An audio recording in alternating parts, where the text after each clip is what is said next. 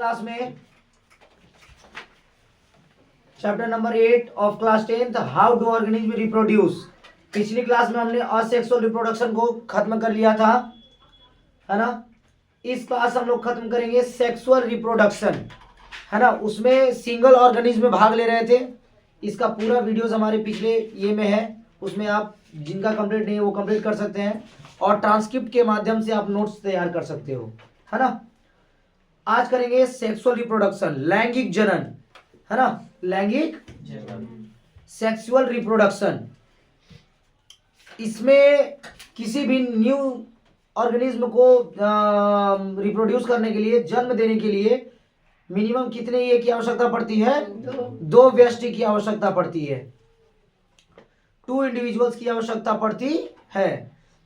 चलिए देखते हैं, समझते हैं एक बार। We are also familiar with modes of reproduction that depend on the involvement of 2 individuals before a new generation can be created. हम जनन की उस विधि से भी परिचित हैं जिसमें नए संतति उत्पन्न करने हेतु 2 व्यष्टि मतलब 2 एकल जीव, हाँ मतलब एक एक जीव 2 की भागीदारी होती है। न तो हाँ, bulls alone cannot produce new calves nor can hens alone produce new chicks. In such cases both sexes, males and females, are needed to produce new generations. What is the significance of the sexual mode of reproduction? Are there any limitation of the asexual mode of reproduction which we have been discussing above?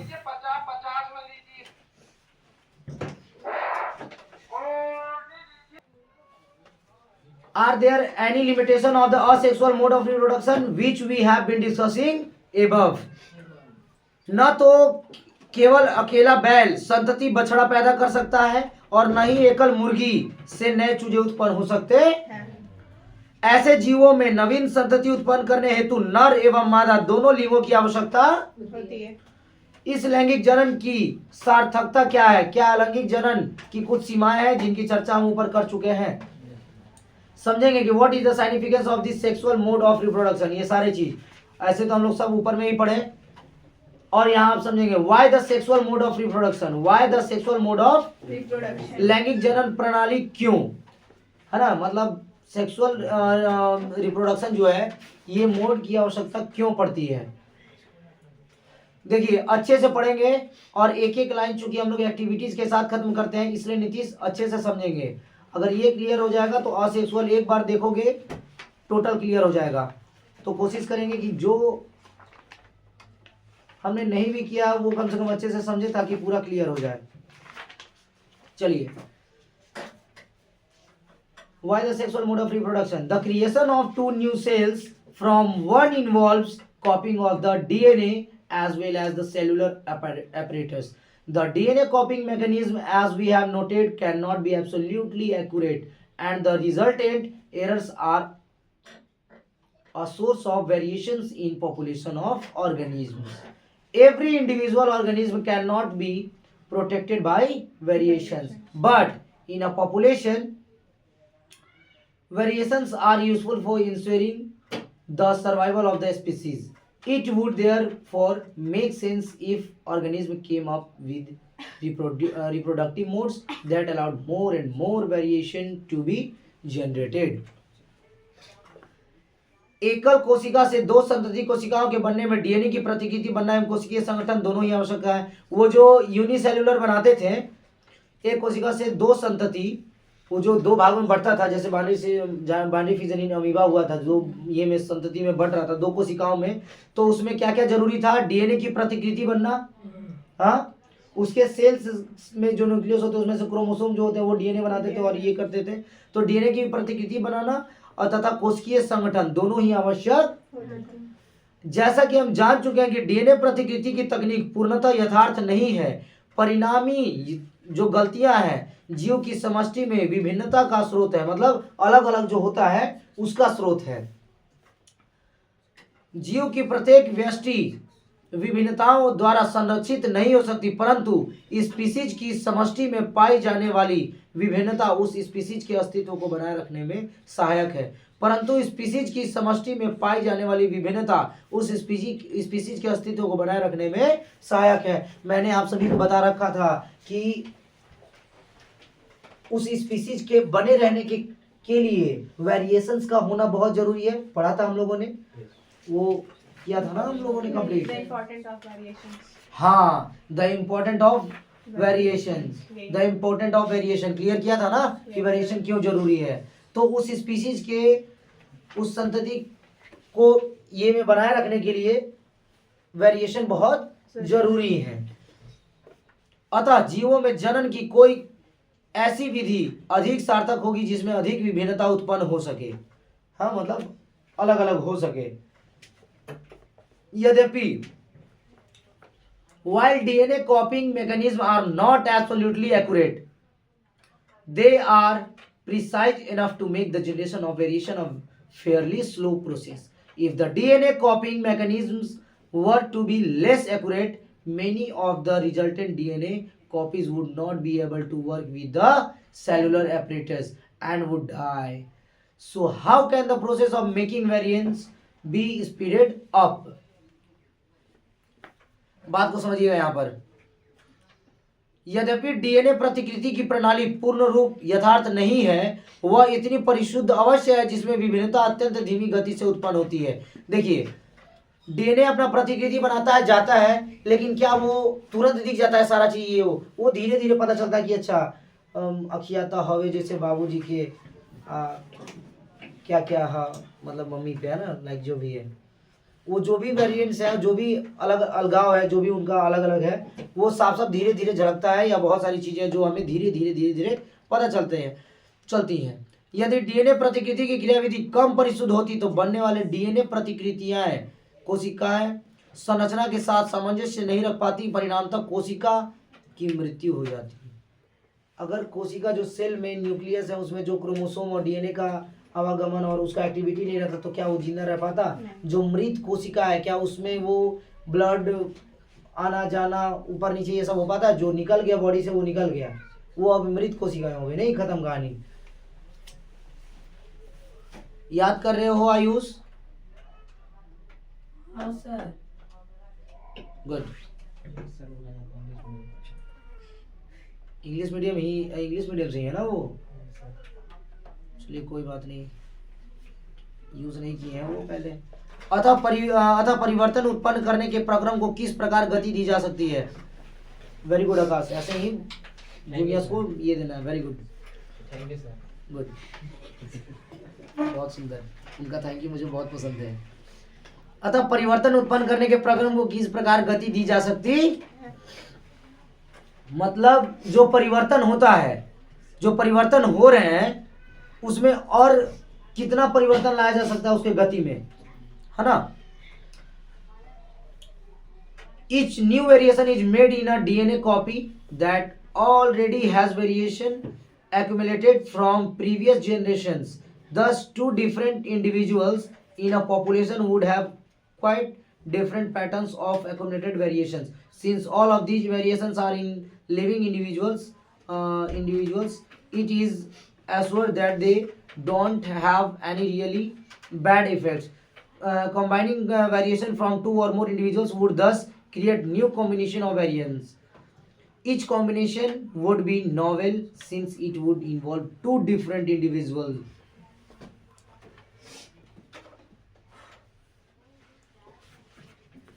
प्रत्येक DNA प्रतिकृति में नई विभिन्नता के साथ साथ पूर्व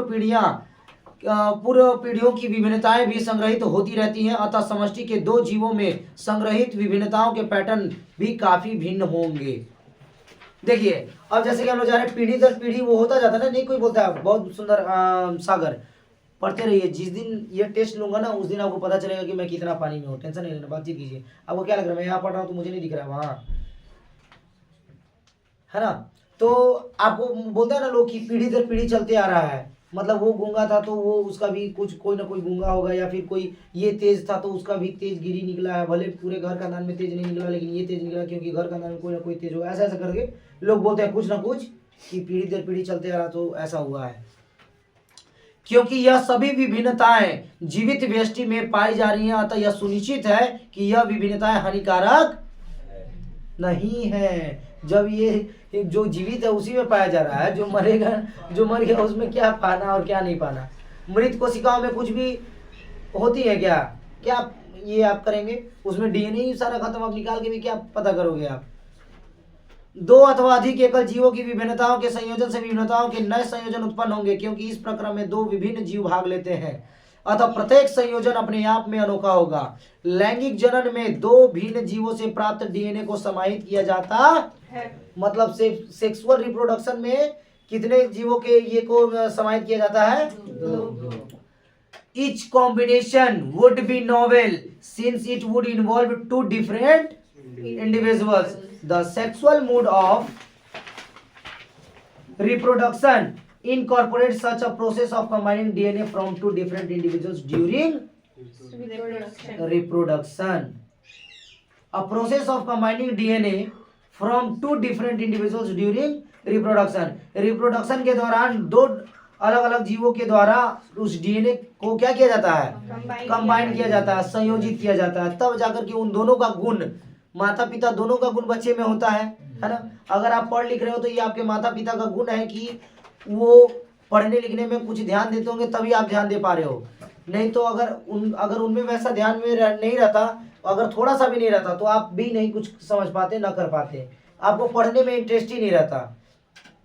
बहुत सारे ऐसे गार्जियन होते हैं जिनको शुरू से लालसा थी पढ़ने का, लेकिन वो पढ़ नहीं पाए, लेकिन उनका बच्चा भी नहीं पढ़ पाया। कारण बस इसी वजह से वो नहीं पढ़ पाए। मतलब ऐसा नहीं कि वो 6-7 तक भी नहीं पढ़ पाए, मतलब उनको मिला भी तो वो नहीं पढ़ पाए। नहीं होता है कि आजकल के जो लड़के स्कूल जा रहे हैं और बैग लेकर के पीछे से पार, या स्कूल के बहाने निकले कहीं और चले गए घूमने, दोस्तों के साथ फिल्म देखने चले गए, कहीं और चले गए, अरे व्हाटएवर, ट्यूशन के बाद बहाने निकले, यहाँ चले गए, कहीं दोस्तों के पास बैठे हुए हैं, 1 घंटा बाद घर चले गए। तो जरूर माता पिता में कहीं ऐसा हुआ होगा, रहे होंगे, वो लोग टाइम पास कर रहे होंगे, तभी उनका कुछ ना कुछ गुण उनमें गया है। माता पिता का कोई ना कोई होगा जरूर। आप गाली दे रहे हो तो जरूर आपके माता पिता में कहीं ना कहीं, अगर मैं गाली दे रहा हूँ तो मेरे माता पिता में कहीं ना कहीं गाली देने का होगा, उनका गुण कहीं ना कहीं मेरे में होगा। हर चीज मतलब कुछ ना कुछ मिलता जुलता रहता है, कुछ ना कुछ नहीं, मैक्सिमम। डीएनए का मतलब ही वही होता है। तो डीएनए का कॉम्बिनेशन का जो प्रोसेस है वो मिनिमम दो अलग अलग इंडिविजुअल्स के मिलने से ही होता है, और ये रिप्रोडक्शन में ही होता। But this creates a major difficulty, परंतु इससे एक और समस्या पैदा हो सकती है।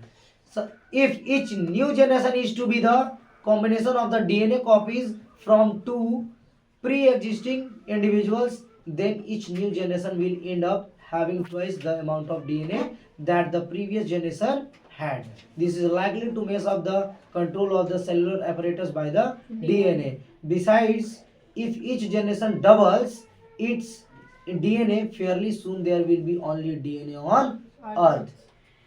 Oh, we have jumped. If each generation doubles its DNA, fairly soon there will be only DNA on Earth with no room for anything else. Oh no, with no room for anything else. How many ways can we think of for solving this difficulty? यदि संतति पीढ़ी में जनक जीवों के DNA का युग्मन होता रहे तो प्रत्येक पीढ़ी में डीएनए की मात्रा एवं पूर्व पीढ़ी की अपेक्षा दोगुनी होती जाएगी। मतलब जो पिछला पीढ़ी में हुआ था उससे इस पीढ़ी में दोगुना कार्य होगा, है ना, वो ज्यादा ये मेल मिलाप होगा इन दोनों में। फिर अगला जो आपका होगा उसमें ज्यादा होगा, उसका फिर उसमें ज्यादा होगा, वो जो दो संतति मिलेंगे। इससे डीएनए द्वारा कोशिकीय संगठन पर नियंत्रण टूटने की अत्यधिक संभावना है। इस समस्या के समाधान के लिए हम कितने तरीके सोच सकते हैं ये समझते हैं। देखिए, we have seen earlier that as organisms become more complex, the specialization of tissues increases. One solution that many multicellular organisms have found for the problem mentioned above is to have a special lineage of cells in specialized organs which have only half the half the number of chromosomes and half the amount of DNA as compared to the non-reproductive body cell. हम पहले जान चुके हैं कि जैसे जैसे जीव की जटिलता बढ़ती है, जैसे जैसे वो कॉम्प्लेक्सिटी होते जाता है, मतलब जितना जटिल होते जाता है, जैसे हम और आप, जितना उसका जटिलता होगा वैसे वैसे टिश्यूज की विशिष्टता बढ़ती जाएगी। जो टिश्यू है वो ज्यादा ये होती जाएंगी।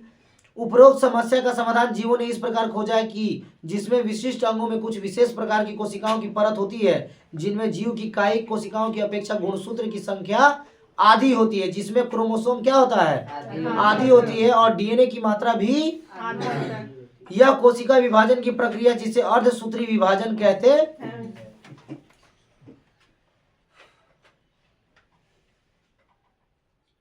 Thus, when these germ cells from two individuals combine during sexual reproduction to form a new individual, it results in re-establishment of the number of chromosome and the DNA contained in the new generation.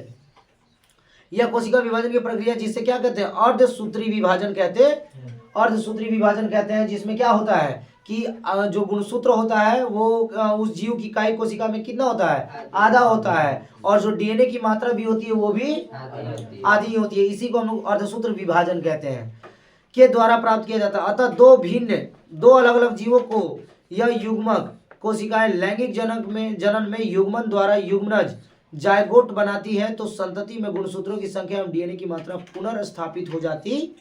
मतलब ये क्या करती है कि आधी आधी जो हो जाती है, तो जो दो अलग अलग जीव मिलते हैं, जो दो अलग अलग मिलते हैं कैंडिडेट, मेल फीमेल जो भी अलग अलग कैंडिडेट है, वो जो मिलते हैं तो युग्मक कोशिका है लैंगिक जनन में मतलब सेक्सुअल रिप्रोडक्शन में युग्मन द्वारा युग्मनज मतलब जायगोट बनाती है, तो संतति में क्या होता है, गुणसूत्रों की जो संख्या होती है, क्रोमोसोम जो होता है वो पुनः फिर से जो क्रोमोसोम होता है और डीएनए की मात्रा जो होती है वो दोनों जो होता है फिर से स्थापित हो जाता। अब मान लीजिए इसका आधा हो गया था, इसका भी आधा था, अब ये दोनों मिल गया तो पुनः पूरा हो जाएगा, तो पुनर्स्थापित होकर के फिर अब आइए, if the zygote is to grow and develop into an organism which has highly specialized tissue and organs, then it has to have sufficient stores of energy for doing this. In every simple organism, it is seen that the two germ cells are not very different from one another or may even be similar. यदि युग्मनज वृद्धि एवं परिवर्धन द्वारा नए जीव में विकसित होता है तो इसमें ऊर्जा का भंडार भी पर्याप्त होना चाहिए। अगर मान लीजिए जो स्पर्म जाता है, मान लीजिए गया, तो आपको पता होना चाहिए कि वो जो है वो ऊर्जा ही है, वो आपका एनर्जी है, वो आपकी बॉडी का एनर्जी होता है ना। तो अति सरल संरचना वाले जीवों में प्रायः दो जनन कोशिकाओं की आकृति एवं आकार में विशेष अंतर नहीं होता, ज्यादा डिफरेंस नहीं होते हैं, अथवा वे समाकृति भी हो सकते हैं। But as the body design become more complex, the germ cells also specialize. One germ cell is large and contains the food stores, while the other is smaller and likely to be motile. Conventionally, the motile germ cell is called the male gamete, and the germ cell containing the stored food is called the female. परंतु जैसे शारीरिक design अधिक complex होता है तो जनन कोशिकाएं भी विशिष्ट हो जाती है। एक जनन कोशिका अपेक्षाकृत बड़ी होती है एवं उसमें भोजन का पर्याप्त भंडार भी होता है, जबकि दूसरे अपेक्षाकृत छोटी एवं अधिक गतिशील होती है। गतिशील जनन कोशिका को नर युग्मक कहते हैं। क्या कहते हैं? नर युग्मक कहते हैं।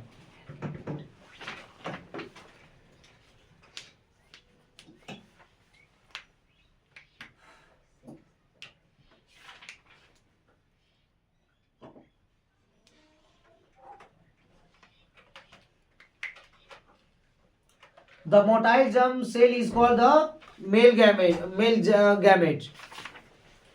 गतिशील जनन कोशिका को कौन सा युग्मक कहते हैं? नर युग्मक, मेल गैमेट्स।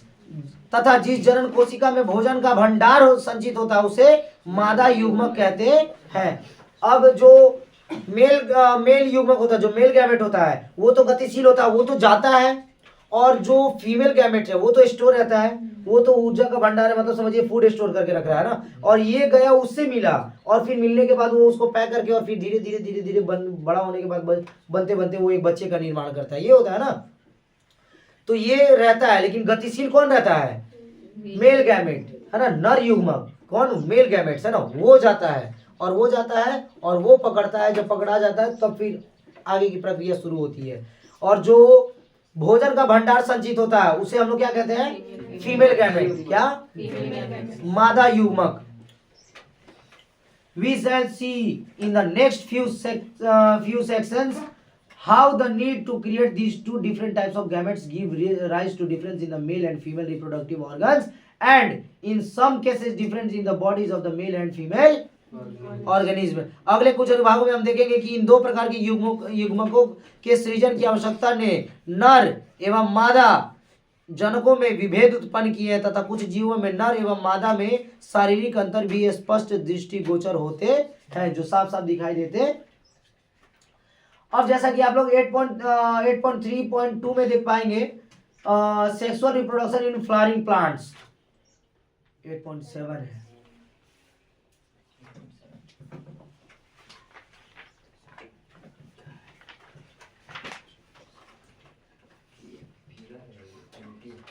चलिए, sexual reproduction in flowering plants. अभी हम लोग जैसा कि अभी ह्यूमन बीइंग में समझे है ना कि जो जीवित प्राणी है उसमें कैसे हो सकता है और कैसे बनेगा, जब क्योंकि हम लोग अभी पढ़े सेक्सुअल रिप्रोडक्शन में 2 लोगों की आवश्यकता पड़ती है, 2 लोगों की। अब हम लोग थोड़ा प्लांट्स के बारे में पढ़ेंगे। सर प्लांट्स जब फूल बन रहे हैं तो सर वो भी मतलब देख रहे हैं बहुत सारे बन रहे हैं, तो वो कैसे बन रहे हैं? क्या वो भी असेक्सुअल रिप्रोडक्शन का पार्ट है या सेक्सुअल रिप्रोडक्शन का है ना? आप सभी में वो फ्लावर हिबिस्कस वगैरह का एग्जांपल दिया होगा है ना, वो पढ़े होते हैं 8, 7, 8, 9, 10 में भी देता है। तो sexual reproduction in flowering plants, पुष्पी पौधों में लैंगिक जनन। The reproductive parts of angiosperms are located in the flower. You have already studied the different parts of a flower, जैसे sepals, petals, stamens, carpels। अब बात को समझिएगा। एंजियोस्पर्म मतलब आवृत बीजी के जननांग, जननांग मतलब जहां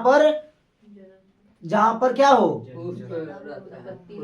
जहां पर क्या हो, जो उसका रिप्रोडक्टिव पार्ट हो। जननांग, जनन अंग, जनन अंग, जननांग रिप्रोडक्टिव पार्ट। जैसे मेल और फीमेल का भी रिप्रोडक्टिव पार्ट होता है, उसी तरह उसका भी रिप्रोडक्टिव पार्ट होता है। तो आवृत बीजी के जननांग पुष्प में अवस्थित होते हैं। वो जो फूल होता है उसी में उसका क्या होता है, रिप्रोडक्टिव पार्ट क्या होता है, मौजूद होता है, अवस्थित होता है। आप पुष्प के, फूल के विभिन्न भागों के विषय में पहले ही पढ़ चुके हैं, जैसे बाह्य दल मतलब बाहरी वाला, दल मतलब पंखुड़ी, जो पंखुड़ी हम लोग नहीं हटाते हैं, पुंकेसर एवं स्त्री केसर। आप देख सकते हैं इस ये में कि जो आपको पुष्प दिख रहा है ऊपर में स्टिग्मा, वो है वर्तिकाग्र। क्या है? देख पा रहे हैं, वर्तिकाग्र, स्टिग्मा। और स्टाइल मतलब वर्तिका, ये जो नीचे उसका जो डाली है वो क्या है, स्टाइल मतलब वर्तिका। क्या है? हाँ, स्टाइल मतलब वर्तिका। और नीचे जो आपको दिख रहा है अंडा, ओवरी, ओवरी मतलब अंडाशय, हमारी ही तरह है, जैसा फीमेल कैंडिडेट में होता है ओवरी अंडाशय, एकदम उसी तरह है, एकदम अंडे की तरह अंडाशय, इसीलिए इसका नाम है अंडाशय, यहीं पर वो स्टोर होगा। तो अंडाशय ये है ओवरी, ओवरी क्या है, ओवरी। और इन तीनों, ये तीनों पार्ट किसके हैं, पिस्टिल के। पिस्टिल मतलब स्त्री केसर, पिस्टिल मतलब स्त्री केसर, मतलब ये कौन सा पार्ट है, फीमेल पार्ट। कौन सा पार्ट, फीमेल पार्ट। अब आइए, जैसा कि पुष्प में आप देख पा रहे हैं ऊपर एंथर, एंथर और फिलामेंट। एंथर है जो आपको ऊपर वाला, इधर वाला जो दिख रहा है सबसे ऊपर में ऊपरी परत, और जो फिलामेंट दिख रहा है जो उसके नीचे वाला जो लाइन दिख रहा है वो दिख रहा है अच्छे से, उसके पतले वाला जो जा रहा है वो है उसका कौन सा पार्ट, फिलामेंट। और ये दोनों को हम लोग बोलते हैं क्या, स्टेमेन। क्या, स्टेमेन। देखिए इसमें एमीएन लगा हुआ है, मतलब ये कौन सा पार्ट है, पुंकेसर। कौन सा पार्ट है, हाँ पुंकेसर, मेल पार्ट। नीचे आइए, पेटल दिख रहा है, दल, पंखुड़ी, जो हम लोग तोड़ के फेंकते हैं। और सबसे नीचे में आइए उसका सेपल मतलब बाहरी दल, सेपल मतलब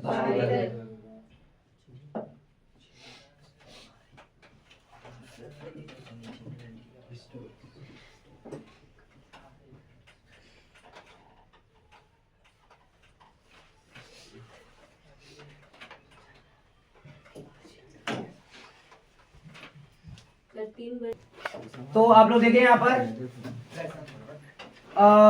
ये पिस्टिल और स्टेमन देख लिए, स्त्री केसर और पुंकेसर, बाहरी दल, ये सारे समझ गए। देखिए ध्यान देंगे, stamen and carpels are the reproductive parts of a flower which contain the germ cells. पुंकेसर और स्त्री केसर पुष्प के जनन भाग हैं जिनमें जनन कोशिकाएं होती मतलब रिप्रोडक्टिव पार्ट, फ्लावर के रिप्रोडक्टिव पार्ट कौन कौन से होते हैं?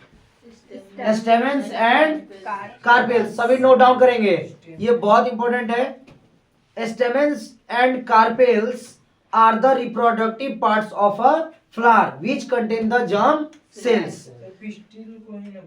हाँ, पिस्टिल को बोलते हैं स्त्री केसर, पिस्टिल को बोलते हैं,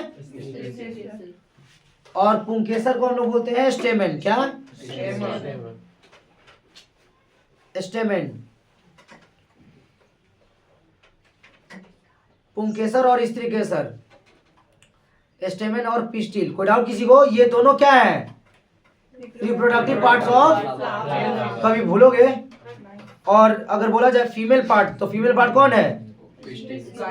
पिस्टिल, पिस्टिल, स्त्री केसर, और जो पुंकेसर है वो मतलब मेल पार्ट है ना।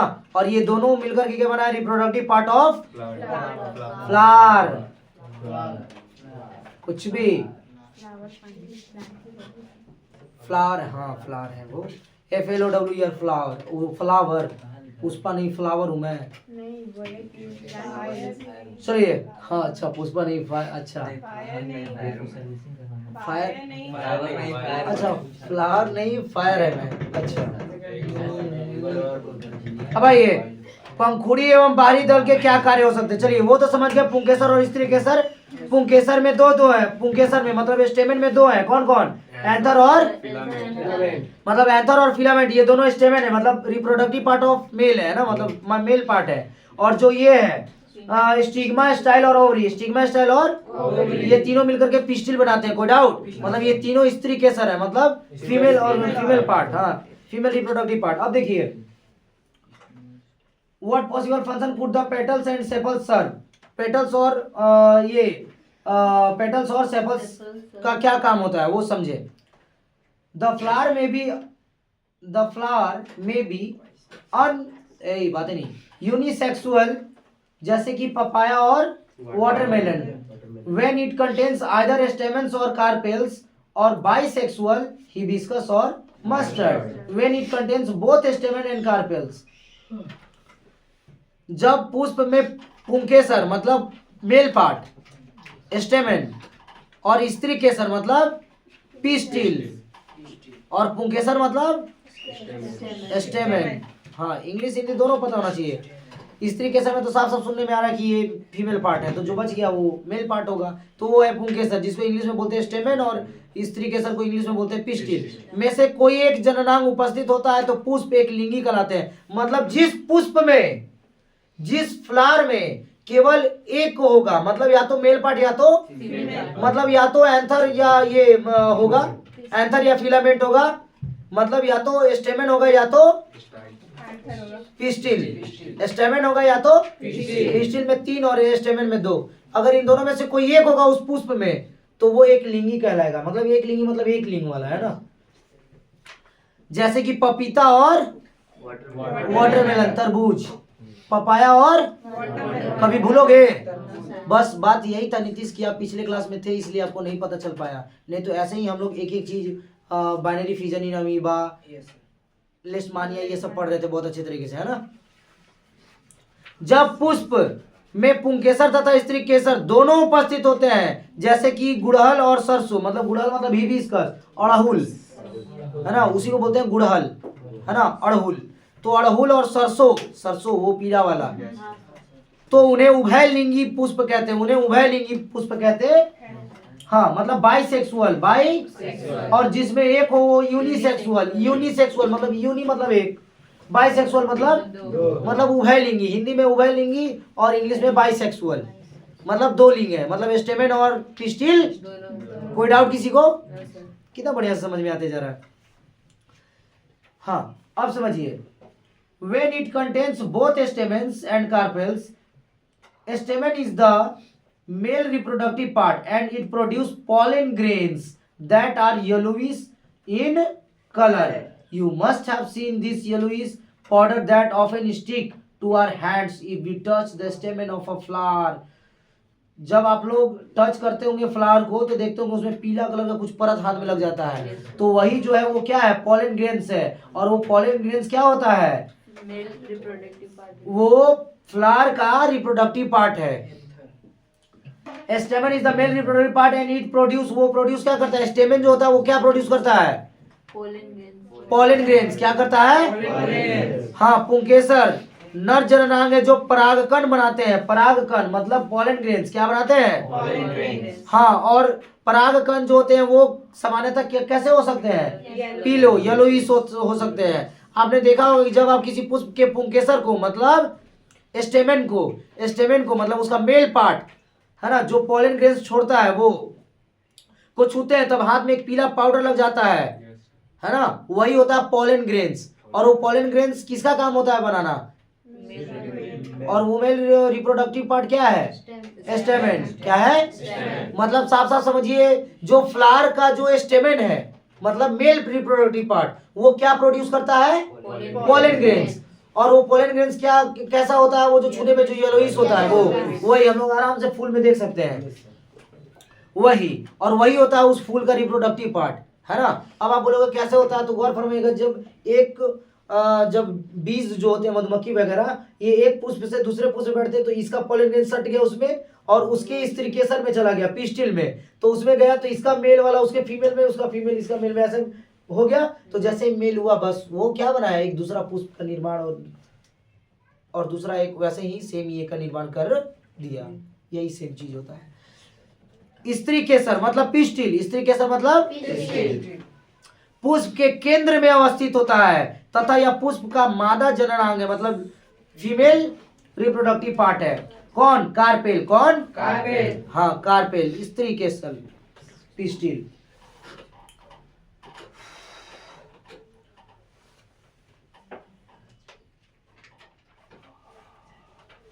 चलिए आइए, क्या कह रहा है, carpel is present in the centre of flower and is the female reproductive part. Female reproductive part जो फीमेल ये फ्लावर का जो फीमेल रिप्रोडक्टिव पार्ट है वो क्या है, कार्पेल। और ये कहाँ मौजूद होता है, फ्लावर के सेंटर में, फ्लावर के सेंटर में। वही जाके मधुमक्खी बीच में जो बैठता है वो यहाँ से उठा के ले जाता है, उसके स्टेमेन पे बैठता है। तो स्त्री केसर पुष्प के केंद्र में अवस्थित होता है तथा यह फीमेल रिप्रोडक्टिव पार्ट है। कौन, स्त्री केसर मतलब कार्पेल, स्त्री केसर मतलब कार्पेल और स्टेमेन मतलब पुंकेसर। वेरी गुड, बहुत सुंदर।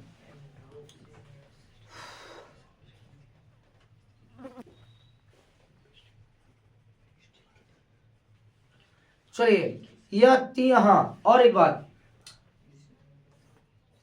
It is made of 3 parts. ये कितने पार्ट्स के बने होते हैं, कौन 3 पार्ट्स का बना होता है, कार्पेल। कौन, हाँ, और ये कौन सा पार्ट है, फीमेल रिप्रोडक्टिव पार्ट है, और male reproductive part stamen.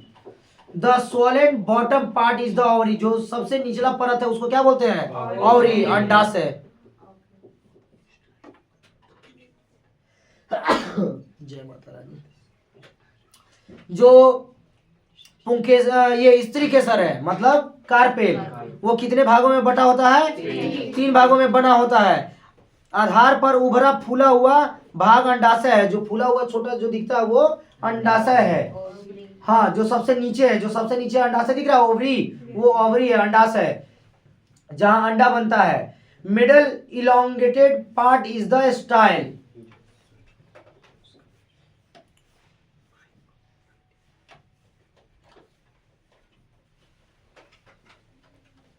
Style and the terminal part which may be sticky is the stigma. मध्य में जो लंबा भाग दिख रहा है वो क्या है? वर्तिका। क्या है? वर्तिका। जो मध्य में जो उसका जो डाले ऐसे जाता है ना, जो उससे जुड़ा होता है, जो उसका सेंटर है उससे जो जुड़ा रहता है, जो उसके मतलब जो उसका जो पार्ट है वो जो मुझे सबसे नीचे दिख रहा है वो उसका क्या है? ओवरी। क्या है? जहाँ अंडे बनेंगे, है ना, और वही वहीं से जुड़ा होता है ऐसे, तो वो जो कहलाता है वो कहलाता है वर्तिका, मतलब स्टाइल। स्टाइल में रहता भी है ऐसे ऐसे टेढ़ा मेढ़ा, इसलिए नाम पड़ गया उसका स्टाइल। वर्तिका, स्टाइल, स्टाइल मतलब वर्तिका। और तथा शीर्ष भाग वर्तिकाग्र है, जो सबसे ऊपरी परत है, जो सबसे हाँ जो सबसे स्टिकी पार्ट है वो कहलाया स्टिग्मा। क्या कहलाया? स्टिग्मा मतलब वर्तिकाग्र। स्टिग्मा मतलब वर्तिकाग्र, जो प्राय चिपचिपा होता है, थोड़ा सा उसको तोड़ करके ऐसे ये कर दोगे ना तो पानी पानी थोड़ा हो जाता है, नहीं। The ovary contains ovules and each ovule has an egg cell. ये तो हम लोग शुरू से जानते हैं। अंडाशय में बीजांड होते हैं तथा प्रत्येक बीजांड में एक अंड कोशिका होती है। अंडाशय में बीजांड होते हैं जहां पर बीज बनते हैं, और प्रत्येक बीजांड में एक अंड कोशिका होती है। एक अंडा जो बनता है वो मतलब वही बता रहा है कि द ओवरी प्रोड्यूस बाई, कहाँ गए? The ovary produce ovules. Ovary क्या प्रोड्यूस करता है?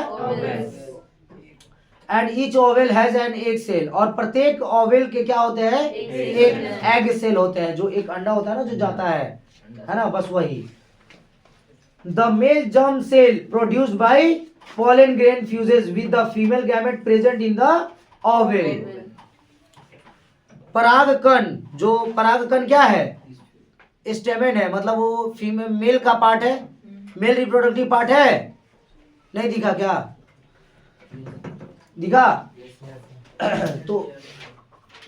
तो परागकण द्वारा उत्पादित नर युग्मक अंडाशय की अंड कोशिका मतलब मादा युग्मक से संलयित हो जाता है। जनन कोशिकाओं की इस युग्मन तथा निषेचन से युग्मनिज बनता है, जिसमें नए पौधे में विकसित होने की क्षमता होती है। The male germ cell produced by pollen grains fuses with the female gamete present in the ovule। जो मेल जर्म सेल है ना, वो pollen grain से क्या होता है? फीमेल गैमेट से क्या होता है? मिलता है। This fusion of the germ cell और fertilisation give us the zygote. और ये जाइगोट बनाता है जो कि क्या करने के लिए कैपेबल होता है? एक न्यू प्लांट बनाने के लिए। Thus, the pollen needs to be transferred from the stamen to the stigma। अतः परागकणों को स्टेमेन से वर्तिकाग्र, स्टेमेन से स्टेमेन से उससे स्टिग्मा तक स्थानांतरण की आवश्यकता होती। यदि परागकण का यह स्थानांतरण उसी पुष्प के वर्तिकाग्र पर होता है तो वह स्वपरागन कहलाता है। मतलब अगर उसी पुष्प पे बैठा है और उसी पुष्प का स्टेमेन से उठ करके उसके स्टिग्मा पर चला गया तो क्या कहलाता है? स्वपरागन। क्या कहलाता है? स्वपरागन मतलब सेल्फ पॉलिनेशन। क्या कहलाता है? Thus the pollen needs to be transferred from the stamen to the stigma। Stamen से कहाँ? हाँ, स्टेमेन से स्टिग्मा तक। If this transfer of pollen occurs in the same flower, उसी फ्लावर पर हो तो इसको it is referred to as self pollination। इसी को हम लोग सेल्फ पॉलिनेशन मतलब स्वपरागन। कोई डाउट किसी को?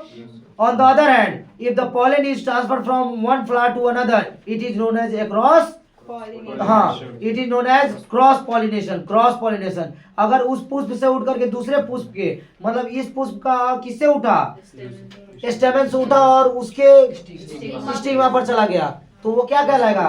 Cross pollination. मतलब यहाँ से वहां गया, क्रॉस पॉलिनेशन मतलब यहाँ से वहां गया, और सेल्फ पॉलिनेशन मतलब खुद से वही उसी पर हुआ है। हिंदी में उसको बोलते हैं क्या? पर परागन। एक पुष्प के परागकण दूसरे पुष्प पर स्थानांतरित होते हैं तो उसे पर परागन कहते हैं। एक पुष्प से दूसरे पुष्प पर परागकणों का यह स्थानांतरण वायु, जल तथा प्राणी जैसे वाहक द्वारा संपन्न होता है। यह किसके द्वारा होता है? ऐसा पुष्प तो खुद उड़ के जाएगा नहीं, हवा आया, हवा बहा, उड़ के चला गया भले, देखते हो जब उसको आप हिलाओगे तो वो जो पुष्प का जो निकला रहता है उसमें से झड़ता है, वही उड़ के चला जाएगा, या तो पानी आया तो बह के चला गया, या तो फिर जो प्राणी अथवा प्राणी जैसे मतलब हम और आप उठाए ये भी पकड़े कभी, वो वैसे ऐसे मधुमक्खियों वगैरह से जो होते हैं कीट पतंग उनसे ज्यादा होता है ये सारी चीजें, है ना। हाँ, another is achieved by agents like wind, water and animals. After the pollen lands on a suitable stigma, it has to reach the female germ cell which are in the ovary. For this, a tube grows out of the pollen grain and travels through the style to reach the ovary. कोई है क्या नीतीश? कोई? अच्छा, परागकणों के उपयुक्त वर्तिकाग्र पर पहुंचने के पश्चात नर युग्मक को अंडाशय में स्थित मादा युग्मक तक पहुंचना होता है। कहां से कहां पहुंचना होता है? आफ्टर पॉलन लैंड्स, वो जो पॉलन लैंड्स करता है स्टिग्मा पर आया, अब स्टिग्मा पर आया तो उसको it has to reach the female germ cell which are in the ovary, और उसको अच्छे से कहां पहुंचना है? ओवरी, अंडाशय जहां नीचे है, जो निचला परत है ओवरी, वहां तक पहुंचना होता है। For this, a tube grows out of the pollen grain and travels through the style. और ये किसके माध्यम से जाता है? स्टाइल के माध्यम से जाता है। किसके माध्यम से? हाँ, स्टाइल के माध्यम से, वर्तिका के माध्यम से जाता है। रिच द ओवरी, कहाँ तक? अंडाशय तक। थोड़ा सा भी डाउट लग रहा है? सारा समझ में आ रहा है ना? इसी तरह पिछले क्लास में भी रहते तो समझ में आता है ना। समझिए एक एक दिन कितना महत्वपूर्ण होता है। आप जो आज तक नहीं समझ पाए, आज तक आपको पता था, मतलब भले सुने होंगे ऐसा ऐसा होता है, लेकिन जितना अच्छे तरीके से अभी समझते जा रहे हो, समझे हो अभी तक, ये कारण होता है कि अगर क्लास में प्रेजेंट रहोगे तभी हो पाता है। पढ़ते हुए समझते हुए आप खुद देख रहे हो, खुद सर समझाते जा रहे हैं। अब आइए, after fertilisation the zygote divides several times to form an embryo within the ovule. निषेचन के बाद जैसे ही मिल जाता है ना, उसके पश्चात युग्मनज जो है वो युग्मनज में अनेक विभाजन होते हैं तथा बीजांड में भ्रूण विकसित होता है। ये जो नीचे दिख रहा है स्टिग्मा पर, हाँ क्या जी, स्टिग्मा पर ये देखिए परागकणों का अंकुरन, germination of pollen on stigma, germination of on, हाँ, वो जो वहां से उसका पॉलन बना तो किस पर आया? वो स्टिग्मा पर। और स्टिग्मा में से देखिए वो क्या किया, स्टिग्मा से स्टाइल के माध्यम से कहाँ गया? ओवरी में। और जब ओवरी में पहुंच गया, फर्टिलाइजेशन स्टार्ट हो गया। तो फर्टिलाइजेशन के पश्चात बाद में क्या हुआ कि युग्मनज में अनेक विभाजन होते तथा बीजांड में भ्रूण विकसित होता है। कैसे माँ का गर्भ होता है वैसे ही भ्रूण विकसित होता बनने लगता है। द जाइगोट डिवाइड होता है कुछ several times to form an embryo within the ovule. The ovule develops a tough coat and is gradually मतलब होता है धीरे धीरे, gradually मतलब धीरे धीरे, हाँ, coat and is gradually converted into a seed. बीजांड में से एक कठोर आवरण विकसित होता तथा यह बीज में परिवर्तित हो जाता। तो वो जो बीजांड है उसमें से एक बीज निकलता है ना, एक the ovary grows rapidly and ripens to form a fruit. अंडाशय क्या करता है? जो ओवरी है वो तीव्रता से वृद्धि करता है, जल्दी जल्दी बढ़ता है तथा परिपक्व होकर मतलब सही होकर के क्या बनाता है? फल बनाता है। क्या बनाता है? फल। Meanwhile the petals, sepals, stamens, style and stigma में श्राइवल एंड फॉल ऑफ। इस अंतराल में, इसके बीच में क्या क्या हुआ समझिए। बाहरी दल जो था, पंखुड़ी, पुंकेसर, वर्तिका एवं वर्तिकाग्र, मतलब देखा जाए तो सारा पेटल, सेपल्स, स्टेमेंस, स्टाइल और स्टिग्मा, ये सारे मुरझाकर क्या हो जाते हैं? गिर जाते हैं। जब नया आ रहा है तो वो वाला गिर जाएगा, तो वो गिर जाते हैं। क्या आपने कभी पुष्प के किसी भाग को फल के साथ स्थायी रूप से जुड़े हुए देखा है? क्या फूल जो है वो फल के साथ जुड़ा रहता है? देखे कभी? सोचिए, बीजों के बनने से पौधे को क्या लाभ है? जो बीज बनता है उसमें, उससे पौधे को क्या लाभ है? बीज में भावी पौधा अपना भ्रूण होता है। जो उपयुक्त परिस्थितियों में नवोद्भिद में विकसित हो जाता है, इस प्रक्रम को अंकुरन कहते हैं। Have you ever observed any flower of seed formation for the plant? Peristyle नहीं। Have you ever observed any flower? Peristyle part है ये। Part is still persisting in the fruit. Try and work out the advantages of seed formation for the plant. The seed contains the future plant or embryo which develops into a seedling under appropriate condition. This process is known as germination. Germination of pollen on stigma. वर्तिकाग्र पर परागकणों का अंकुरन। ये देखिए यहाँ पर इसमें फीमेल जर्म सेल दिख रहा है, ये छोटा छोटा जो दिख रहा है वो क्या है, फीमेल जर्म सेल। और ये जो ओवरी दिख रहा है, जो फूल का ओवरी है, यही फूल का ओवरी है, उसके अंदर देखिए बनने लगा क्या, फीमेल जर्म सेल। और ये देखिए जो अंदर में पोलन ग्रेन जो ले जा रहा था, पोलन ट्यूब, और ऊपर में वो मेल जर्म सेल, वो वहां से क्या मेल जर्म सेल क्रॉस करेगा वहां। और ऊपर में देखिए वो स्टिग्मा है, जो क्या है, वो स्त्री केसर का भाग है, कार्पेल का भाग है। पोलन ग्रेन, ऊपर में पोलन ग्रेन दिखा।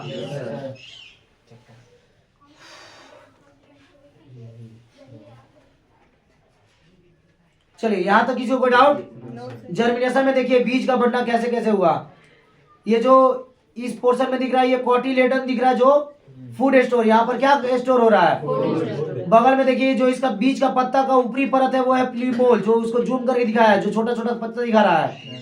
जैसे कैसे आप चना को भी काटोगे तो उसका वो जो जुड़ा रहता है तो यहाँ कॉर्नर में दिखता है, वो है प्लीम्यूल। फ्यूचर सूट है वो। और निचला परत रेडिकल, जो फ्यूचर रूट है वो क्या है, हाँ, एक नीचे रूट ऊपर सूट, पढ़े हुए ना रूट सूट, बस वही। और ये इसी प्रकार से एक बीज बनाया, ऊपर दिख रहा है चने के आकार का, है ना, अंकुरन। तो अंकुरन होता है वही ना कि जो हम लोग चना रख देते तो ऊपर से वो जो जहाँ छेद रहता है, जो ऊपरी परत है वहां से निकलता है, वही उसका जर्मिनेशन हुआ। क्या हुआ? कोई डाउट किसी को? ये बीज पत्र खाद्य संग्रह, जहां पर संग्रह हो रहा है। प्रांकुर जो स्टार्टिंग है, जहाँ भावी प्ररो है, जहां से निकलेगा। और निचला मूलांकुर, भावी जड़। और ये फिर ये खोल कर दिखाया है, ये बस चना को आप खोल दीजिए, बस वही पोर्शन है, उसको जोड़ दीजिए तो जो पोर्शन से निकलेगा वही पूरा क्या कराया, जर्मिनेशन, अंकुरन। क्या? हाँ, जर्मिनेशन क्या कहलाया, जर्मिनेशन मतलब अंकुरन। हम लोग बोलते हैं ना अंकुरित होने के लिए चना छोड़ दिए है, तो अंकुरित इसी प्रक्रिया से होता है ना, बिल्कुल समझे। अब इसको अपने लैंग्वेज में जो जो बताया गया with the help of transcript you have to note down notes, ठीक है, आज ही डाल दूंगा। और टोटल नोट्स याद रहे नंदू, एक एक लाइन जितना बताया गया वो बातें नहीं करोगे तो थोड़ा सा आकाश हो जाएगा कंप्लीट। घर जाने की जल्दी है क्या? एक एक लाइन नोट्स वीडियो देख करके, सारा ट्रांसक्रिप्ट के माध्यम से एक एक लाइन याद रहे नंदू। और बाकी आप सभी एक एक चीज ध्यान पूर्वक नोट्स बनाइएगा, ताकि मुझे अंत समय में रटने की आवश्यकता ना पड़े, मुझे किसी चीज की हेल्प लेने की आवश्यकता ना पड़े, क्योंकि मैं समझ चुका हूँ। और समझ गए हो तो अपने से बनाओगे तो रिवीजन होगा, और revision makes you perfect. Simple सा बात है, याद रहे। यहाँ तक कल कंप्लीट हो जाना चाहिए। कल हम लोग पढ़ेंगे मानव में लैंगिक जनन, तो रिप्रोडक्शन इन ह्यूमन बीइंग। अभी हम लोग फ्लावर प्लांट्स वगैरह पढ़ लिए, कल ह्यूमन बीइंग के बारे में पढ़ेंगे, जो बहुत इंपॉर्टेंट है। यहाँ तक आप सभी के सारे नोट्स और क्वेश्चन आंसर कंप्लीट हो जाने चाहिए, ठीक है, कोई डाउट नहीं। तो और रेगुलर आप क्लास सभी को क्लासेस आनी है, एब्सेंट करोगे तो आप ही का लॉस है, याद रहे। चलिए कल के क्लास में हम लोग ये समाप्त करते हैं, कल मिलते हैं, ठीक है। और ये नोट डाउन कर ही लेना है, याद रहे आप सभी को। रिप्रोडक्शन इन ह्यूमन बीइंग अगला करेंगे। चलिए, जय हिंद।